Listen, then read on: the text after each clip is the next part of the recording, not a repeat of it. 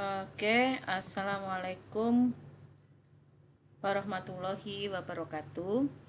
Kali ini kita ketemu lagi dalam materi akuntansi keuangan syariah. Di sini pertemuan ke-12 yang akan kita bahas yaitu terkait akuntansi zakat dan wakaf. Jadi ini adalah part kedua. Setelah part ke-1 adalah zakat. Sekarang kita akan berbicara tentang akuntansi wakaf. Seperti saudara ketahui bahwa wakaf adalah sebuah, jadi ketika ada seseorang yang mewakafkan, jadi saat ini nih bisa berupa wakaf tunai ataupun wakaf tanah atau gedung atau seperti apa gitu ya, yang mana ketika seseorang itu berwakaf maka kita yang menerima wakaf itu harus mempertahankan atau pokok daripada wakaf yang diberikan itu tidak boleh hilang gitu kan, tidak boleh berkurang sama sekali. Misalnya seperti wakaf tunai, dia akan memberikan sebesar 1 miliar misalnya, maka pokok 1 miliar itu tidak boleh hilang gitu kan. Dan begitu juga misalnya peruntukan diwakafkan apa, musola, maka peruntukan pun musola juga kita tidak boleh merubahnya gitu. Nah, di sini kita harus ketahui dulu unsur-unsur wakaf. Jadi ada yang kita sebut sebagai wakif, gitu ya. Wakif adalah orang yang memberikan wakaf, gitu kan. Kemudian nazir adalah mereka yang mengelola wakaf itu sendiri.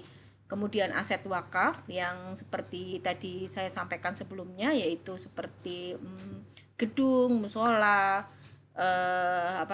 masjid, kemudian ada juga tanah pemakaman seperti itu ya. Nah, itu yang kita sebut sebagai aset wakaf. Ada kalau aset wakaf yang kita sebut sebagai wakaf tunai, ya berarti uang tunai itu adalah aset wakafnya seperti itu. Nah, kemudian ikrar wakaf yang mana ketika seseorang wakif itu sudah berjanji, berikrar untuk memberikan sesuatu, tanah ataupun gedung ataupun uang gitu ya. Nah, maka dia berikrar. Itu kita sebut sebagai ikrar wakaf. Nah, kemudian ada jangka waktu wakaf dan peruntukan wakaf. Jadi dijelaskan apabila memang musola itu diperuntukkan untuk musola, maka dia tidak boleh dipergunakan untuk yang lain. Misalnya mau meskipun itu baik, misalnya seperti sekolah dan lain sebagainya. Nah, ada yang kita sebut sebagai entitas wakaf.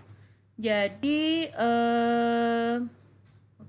entitas wakaf menyajikan laporan keuangan tersendiri yang tidak dikonsolidasikan dengan laporan keuangan yang lain. Nah, laporan entitas wakaf itu ada 5. Jadi begini, zakat dan wakaf itu dikelola oleh sebuah badan yang kita sebut sebagai yayasan. Tentu saja yayasan itu adalah sebuah perusahaan atau entitas yang non profit oriented. Jadi mereka itu tidak sama sekali tidak mengambil keuntungan atas sesuatu transaksi tersebut. Nah, maka di sini laporan entitas wakaf itu yang pertama adalah laporan posisi keuangan yang kita kenal sebagai neraca. Maka dia tidak punya laporan laba rugi, maka kita sebut sebagai laporan rincian aset. Kemudian yang ketiga adalah laporan aktivitas, kemudian yang keempat adalah laporan arus kas, serta yang terakhir adalah catatan atas laporan keuangan. Nah, kapan sebenarnya wakaf itu diakui? Nah, entitas wakaf akan mengakui penerimaan wakaf atau nazir di sini ya. Entitas wakaf mengakui penerimaan wakaf dari wakif ketika sudah memiliki kendali secara hukum dan fisik atas aset wakaf. Jadi artinya sudah, kalau janji doang ya belum lah. Jadi ketika sudah ada serah terima, kemudian dia sudah diakui secara hukum gitu ya.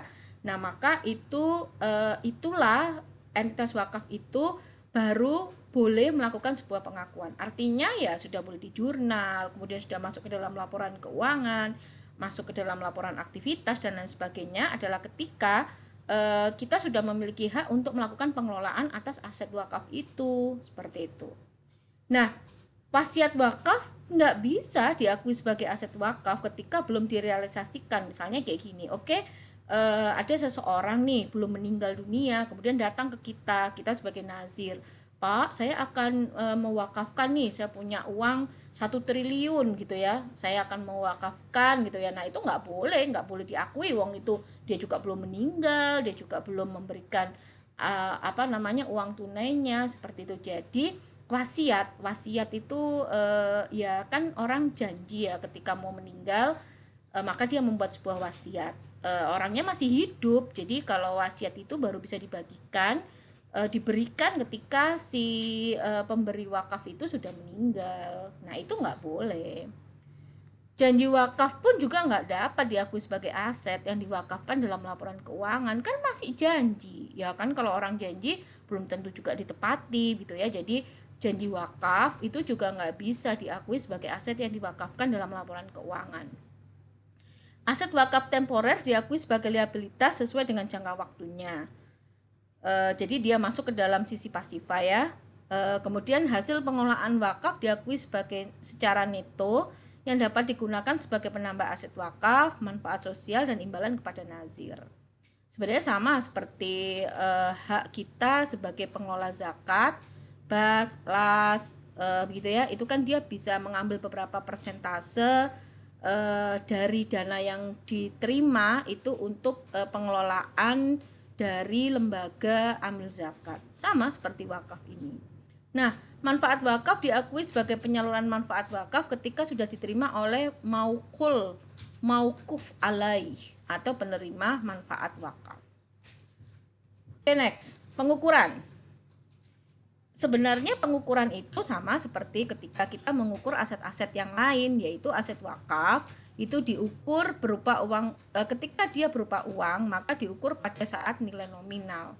Sedangkan ketika aset wakaf yang berbentuk non-kas, misalnya kita diberi tanah, kita misalnya diberi musola yang sudah jadi, sudah jemekrek musolanya, sudah jadi masjidnya, maka itu yang kita sebut sebagai aset wakaf non-kas, itu diukur pada nilai wajarnya.